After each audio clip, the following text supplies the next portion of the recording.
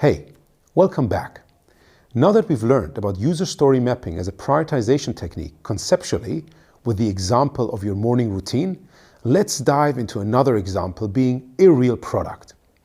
You remember from Module 10 that we had introduced the concept or the product being a food delivery service. And you remember that the key components of that user story map in the backbone were restaurant selection, food selection, and ultimately checkout.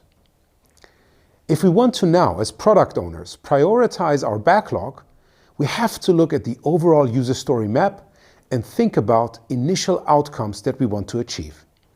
In our case, the initial outcome most probably is that people can order food, even if it is just for pickup and not for delivery.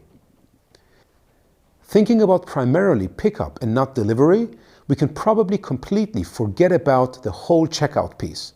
So all the items that we now had in checkout, we can forget them with regards to prioritization. We can also simplify all the items that we have, both in restaurant selection and in food selection. It might be enough to just have the selection of the restaurant based on a list of restaurants provided and the selection of food based on the menu of that specific restaurant. So our MVP in the case of our delivery product might actually be something that does not even include delivery. It is just ordering food and then picking it up yourself. It might not suit every single customer, but that's never the intention of the MVP, and we will talk about that a bit later. When you now think about a second outcome, for example, people actually getting food delivered to their place, we might need to add, or we definitely need to add, a few other features. It all starts with adding more stuff in the checkout section or adding the checkout section at all. So now we have to think about the features that we want to have as part of our checkout. And the right approach is to not build everything, but really prioritize, have that 5-minute philosophy in our mind when we think about which type of features or which features concretely are we going to include. We probably cannot skip having an address entry because otherwise we wouldn't know where to deliver the food. But when we think about payment options, we definitely can reduce the number of payment options we allow initially. Maybe it's enough to only have one, as one example being PayPal, where you allow people to do both credit and debit payment without having the credit card payment infrastructure in place.